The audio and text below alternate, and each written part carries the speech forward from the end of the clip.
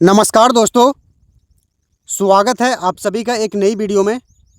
इस वीडियो में हम बात करेंगे navy SSR-MR medical assistant phase 1 का रिजल्ट कब तक आएगा और फेज़ 2 कब तक होगा और कट ऑफ क्या रहेगी। दोस्तों, बहुत सारे दोस्त हैं जो पहली बार नेवी का एग्ज़ाम्स दे रहे हैं, तो उसके मन में बहुत सारा डाउट्स है कि स्टेज 2 कब तक होता है, ठीक है, कितना दिन का टाइम मिलता है। तो फुल डिटेल्स में बात करेंगे। दोस्तों, सबसे पहले हम बात करते हैं कि जो अभी आपका जो एग्ज़ाम हुआ है स्टेज 1 का नेवी एसएसआर-एमआर मेडिकल असिस्टेंट का फेज़ 1 का रिजल्ट कब तक आएगा। देखो, फेज़ 1 का जो रिजल्ट है वो एक्सपेक्टेड मिड जून तक आ जाएगा। आपका जो नोटिफिकेशन है उसमें मई में लिखा हुआ है कि मैं मई में ही रिजल्ट आ जाएगा, लेकिन मई में रिजल्ट आने का बहुत कम चांस है, ठीक है। 15 दिन में रिजल्ट आने का चांस बहुत कम है, तो जून में ही आएगा, ठीक है। लगभग मेरा मानना है कि जून में आएगा रिजल्ट, ठीक है। मैं अपना एक्सपीरियंस बता रहा हूँ, जून में ही रिजल्ट आएगा, चूँकि 15 दिन में रिजल्ट बहुत कम चांस है, ठीक है। भाई एसएससी एग्ज़ाम करवाया है आपका, ठीक है। आपको एक चीज़ बताओ यार, एसएससी एग्ज़ाम करवाया है और आपको लगता है कि 15 दिन में रिजल्ट आएगा। बताओ, एसएससी का रिकॉर्ड है कि 15 दिन में रिजल्ट देता है? मुझे तो नहीं लगता, ठीक है। आपको लगता है तो ठीक है, मुझे नहीं लगता। मुझे जो लगता है वो मैंने आपको बता दिया कि एक्सपेक्टेड मिड जून में आएगा, ठीक है। और देखो, अब मैं एक चीज़ बताना चाहता हूँ, जो पहले जो एग्ज़ाम हुआ करता था सीडेक जो करवाता था, ठीक है, सीडेक, तो सीडेक का रिजल्ट कब तक आता था? तो सीडेक 25 से 30 दिन में रिजल्ट देता था, ठीक है। 25 से 30 दिन में, मतलब कि 1 मंथ अप्रोक्स में स्टेज 1 का रिजल्ट दे देता था, ठीक है। बाकी आपका जो रिजल्ट है, मेरा मानना है कि एक्सपेक्टेड मिड जून में आ जाएगा, ठीक है। एसएसआर-एमआर मेडिकल असिस्टेंट का स्टेज 1 का रिजल्ट। बाकी आपका नोटिफिकेशन हम देखते हैं कि नोटिफिकेशन में क्या लिखा हुआ है।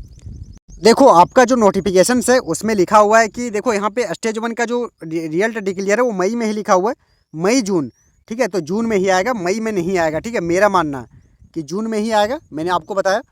बाकी आप देख सकते हो स्टेज 2 का डिटेल्स है, ये स्टेज 2 का डिटेल्स है कि स्टेज 2 आपका कब तक होगा। आपका जो शॉर्ट लिस्टिंग है, issue and call up later से, आपका जो कॉल अप लेटर है वो सितंबर 2026 में आ जाएगा, और स्टेज 2 आपका कंडक्ट अक्टूबर 2026 में हो जाएगा, ठीक है। और आपकी ज्वाइनिंग दिसंबर में हो जाएगा, दिसंबर 2026 में। दोस्तों, मैं आपको एक चीज़ बताना चाहता हूँ, अपना खुद का एक्सपीरियंस आपके साथ शेयर करना चाहता हूँ कि आपका जो जो डिटेल्स दिया हुआ है ये आपका सितंबर में मान लो लिखा हुआ है, तो इससे पहले ही आपको बता देंगे, ठीक है।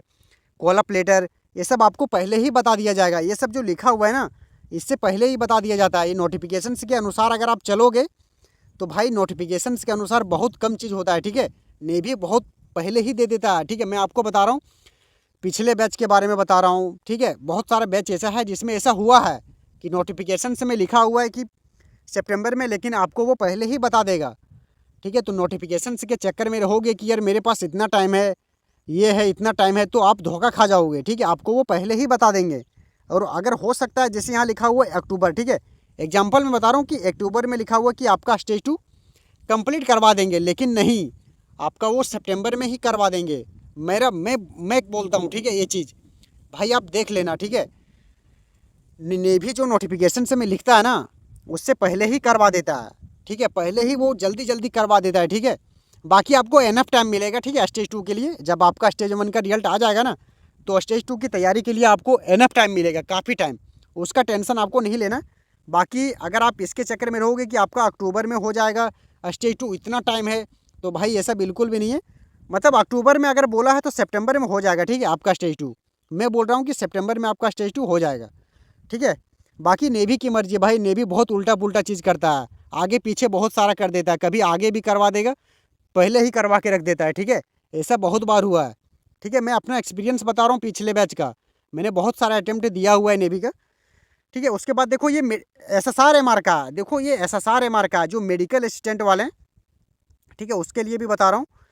जो मेडिकल असिस्टेंट वाले हैं उसको मैं बताना चाहता हूँ कि जो आपका भी स्टेज 1 का रिजल्ट है वो यहीं साथ ही साथ दे दिया जाएगा एसएसआर-एमआर के साथ साथ, ठीक है। लेकिन आपका जो स्टेज 2 है, आप अपना स्टेज 2 का यहाँ पे डेट देख सकते हो, आपका फरवरी 2027 में आपका स्टेज 2 होगा, ठीक है। ये मेडिकल असिस्टेंट वालों का है। मेडिकल असिस्टेंट वाले बहुत सारे स्टूडेंट्स हैं जो कमेंट किए थे, जो पूछ रहे थे कि यार कि कब तक होगा स्टेज 1 के रिजल्ट आने के बाद या स्टेज 1 के बाद। तो मैं आपको बताना चाहता हूँ कि देखो, जो मेडिकल असिस्टेंट है ना, उसका 2027 बैच है, 2027 नहीं है। मेडिकल असिस्टेंट साल में एक बार होता है, ठीक है, परमानेंट वैकेंसी है। कुछ लोग स्टूडेंट, कुछ न्यू स्टूडेंट्स हैं जो पूछते हैं कि SSR permanent medical assistant permanent है या नहीं। तो मेडिकल असिस्टेंट परमानेंट वैकेंसी है भाई। SSR-MR जो है सो अग्निवीर है, वो 4 साल वाली है, ठीक है। अग्निपथ स्कीम के अंदर SSR-MR है, मेडिकल असिस्टेंट परमानेंट है। और आपका SSR जो मेडिकल असिस्टेंट है उसका साल में एक बार होता है, ठीक है। तो आपका जो 2027 बैच का है ये, ठीक है, 2027 बैच में मेडिकल असिस्टेंट नहीं है, फिर से एक बार बताना चाहता हूँ। तो आपका जो स्टेज 2 है वो आपका बहुत एनफ टाइम है मेडिकल असिस्टेंट वालों के लिए, ठीक है। आपका रिजल्ट तो अभी आ जाएगा साथ ही साथ, तो आपके पास बहुत टाइम है, उसका टेंशन आपको नहीं लेना। आपका जो short listing issue of call up later है वो फरवरी में आ जाएगा, और आपका जो स्टेज 2 है वो मार्च तक हो जाएगा, ठीक है, मार्च में। बाकी आपका यहाँ पे ज्वाइनिंग भी लिखा हुआ है 27 मई तक, मतलब कि 27 मई तक आपका ज्वाइनिंग हो जाएगा मेडिकल असिस्टेंट का, ठीक है। बाकी आपका जो ये स्टेज 2 का आपका क्राइटेरिया है, जो शेड्यूल है आप देख सकते हो, आप नोटिफिकेशन में खुद देख सकते हो, ठीक है। तो मेडिकल असिस्टेंट का अभी जो होने वाला है 2027 का जो स्टेज 2 होगा उसके साथ नहीं होगा, ठीक है। आपका जो होगा 2027 वालों के साथ होगा। जब 2027 बैच वालों का SSR-MR का होगा उसके साथ मेडिकल असिस्टेंट वालों का होगा, ठीक है। दोस्तों अब हम बात करते हैं कि जो स्टेज 2 है वो न्यू कैंडिडेट्स बहुत सारे हैं जो पहली बार एग्ज़ाम दे रहे हैं, ठीक है। तो मैं आपको बताना चाहता हूँ कि उसके मन में एक सवाल है कि स्टेज 2 में होता क्या क्या है, ठीक है। तो मैं आपको बताना चाहता हूँ कि स्टेज 2 में फिजिकल फिटनेस टेस्ट होता है, डॉक्यूमेंट्स वेरिफिकेशन होता है, रिटन एग्जामिनेशन होता है और मेडिकल होता है, ठीक है। आपका जो ये जो प्रोसेस है वो सारा कुछ सिंगल डे में कंप्लीट हो जाता है, ठीक है। बहुत सारे न्यू कैंडिडेट्स हैं जो पूछते हैं कि स्टेज 2 में सारा कुछ एक ही दिन में कंप्लीट हो जाता है या गैप मिलता है 15 दिन का, 20 दिन का। तो मैं बताना चाहता हूँ कि कुछ भी गैप नहीं मिलता, एक ही दिन में आपका साथ ही साथ कंप्लीट हो जाएगा। वहाँ पर आपका फिजिकल होगा, तुरंत डॉक्यूमेंट्स वेरिफिकेशन होगा और तुरंत रिटर्न होगा और तुरंत आपका वहीं पर मेडिकल एग्जामिनेशन हो जाता है दोस्तों, ठीक है। और दोस्तों मैं आपको बताना चाहता हूँ कि अगर आप नेवी में सिलेक्शन लेना चाहते हैं तो आपका सबसे मेन है, अगर आप आपका स्टेज 1 क्लियर करने के बाद अगर आप स्टेज 1 आपका क्लियर हो जाएगा, आप स्टेज 2 के लिए शॉर्ट लिस्टेड हो जाओगे, तो आपका सबसे मेन है फिजिकल फिटनेस टेस्ट।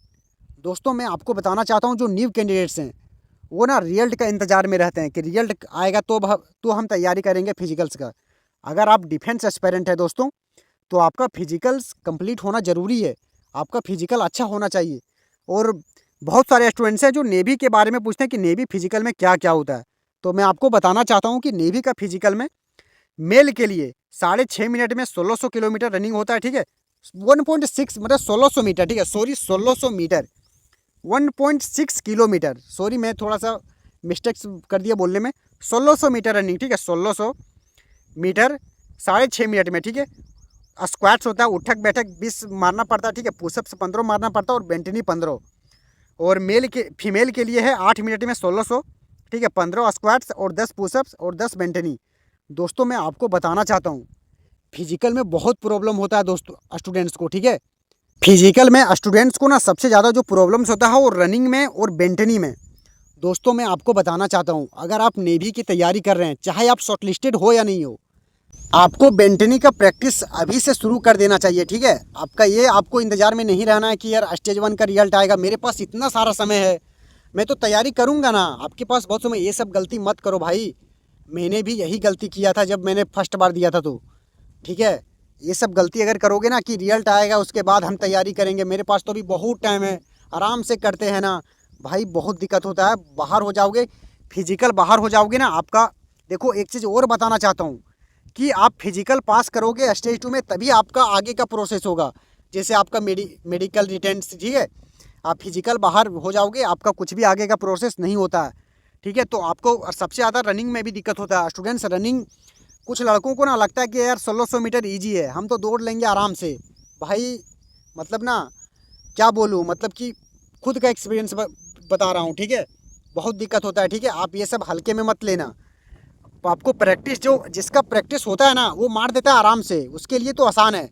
लेकिन जो न्यू कैंडिडेट्स है, जो पहली बार दौड़ रहा है, पहली बार फॉर्म भरा है, उसको दिक्कत होता है, ठीक है। तो आपको अभी से तैयारी करना है फिजिकल का। आपको ना रिजल्ट के इंतज़ार में मत रहो, मेरा सजेशन है दोस्त, एक बार मेरा बात मान लो, ठीक है। अपना जो एक्सपीरियंस है वो मैं आपको बता रहा हूँ। आप अब बेंटनी का प्रैक्टिस अभी से करो, ठीक है। पुशअप में भी दिक्कत होता है, 15 पुशअप मारने में भी बहुत सारे स्टूडेंट्स बाहर होते हैं पुशअप में, ठीक है। थोड़ा सा इधर उधर कर दोगे ना बाहर कर देंगे, ठीक है। तो मेल आपको रनिंग पर भी आपको अभी रनिंग करना है रनिंग करो, ठीक है। मेरा मानना है कि आप रनिंग करो अभी से। अगर आप अभी से नहीं करोगे तो मेरा सजेशन है, ठीक है, कि आप अभी से करो, ठीक है। बाकी आपकी मर्जी। दोस्तों अब हम बात करते हैं कि यार कटअप क्या रहेगा, ठीक है। देखो मैं कटअप्स के बारे में बताना चाहता हूँ कि आपका जो स्टेज 1 का कटअप है 2025 का, आप देख सकते हो ये स्टेज 1 का कटअप गया था। बाकी आपका जो अभी एग्ज़ाम से वो एसएससी कंडक्ट करवाया है, तो कटअप थोड़ा आगे पीछे हो सकता है, ठीक है। और पीछे ही होने का चांस है, मतलब कम होने का चांस है, ठीक है। इतना मतलब कि आप देखोगे कि 35 से प्लस किसी का भी कटअप नहीं है स्टेज 1 का, एसएसआर का। और एमआर में भी नहीं, ठीक है। एमआर में भी 35 से कम ही रहता है, 35 से प्लस किसी का नहीं रहता है।